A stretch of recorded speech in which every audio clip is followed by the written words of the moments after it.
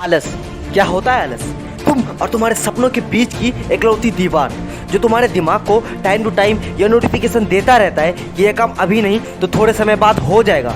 मगर क्या तुमने कभी खुद से यह पूछा है कि आखिर वह समय कब आएगा? तुम्हें 3 घंटे की मूवी देखने में कभी आलस नहीं आता, लेकिन जब बात पढ़ाई की आती है तो तुम्हें नींद आती है, क्योंकि तुम अपनी बॉडी की पूरी एनर्जी तो उस मूवी देखने में लगा देते हो। मैं ये नहीं कहता कि मूवी देखना गलत है, लेकिन खुद को इम्प्रूव करने से ज़्यादा जरूरी भी नहीं है। कभी सोचा है तुम्हें मूवी देखने में आलस क्यों नहीं आती?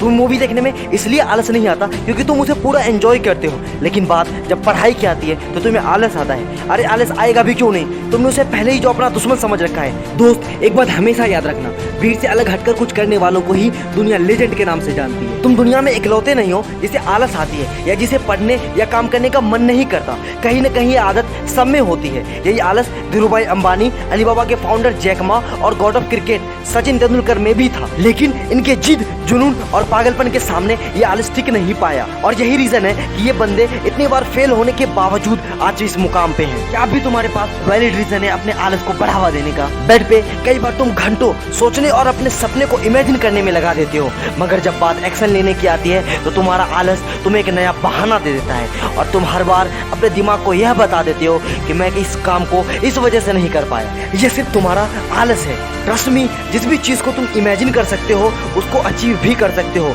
बस जरूरत है उस आलस को बाहर निकाल फेंकने का। शायद मैं किसी ऐसे बंदे को नहीं जानता जो अपनी लाइफ में कामयाब नहीं होना चाहता या सक्सेसफुल नहीं बनना चाहता।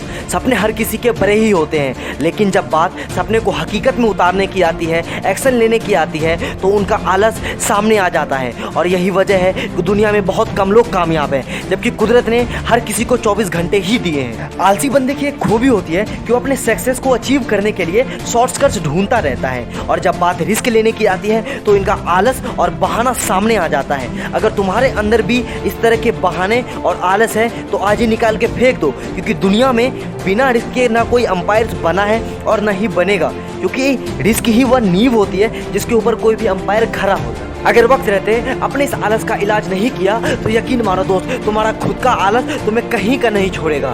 आज के टाइम पे हर वो बंदा कामयाब है जिनके पास कुछ करने की वजह होती है। अगर तुम्हारे पास भी कुछ करने की वजह है तो तुम कभी भी अपने वक्त को बेकार नहीं करोगे, और न ही फिर तुम आलस और एडिक्शन के चक्कर में पड़ोगे। इस वीडियो से पहले की 2 वीडियो आपस में कनेक्टेड हैं, इसलिए इस वीडियो को सिर्फ देखो नहीं, आंखें बंद करके महसूस करो, आग खुद ब खुद लग जाएगी। आज जो भी तुम कर रहे हो कभी सोचा है इसका तुम्हारे फ्यूचर पे क्या इफेक्ट पड़ेगा? ज्यादातर लोग अपने उम्र के साथ चीजों को सीख कर अपने गोल को अचीव करते हैं, लेकिन आज के इस टाइम में तुम्हें अपनी गलतियों से भी सीखना चाहिए, और अपनी इस आलस वाली गलती से तो तुम्हें रेगुलर सीखनी चाहिए, जो तुम्हारी एनर्जी को गलत जगह ले जाती है। अगर तुम्हें खुद के लिए भी कुछ करने के लिए आलस आता है और अपने कामों को कल पे टाल देते हो, तो सोचो वो लोग जिनको दुनिया हार्डवर्क और अच्छे कामों की वजह से याद करती है, उनमें कितना टैलेंट होगा। और कोई भी इंसान जन्म से ही टैलेंटेड नहीं होता, उसे भी इसी दुनिया में चीजों को सीख कर टैलेंटेड बनना पड़ता है।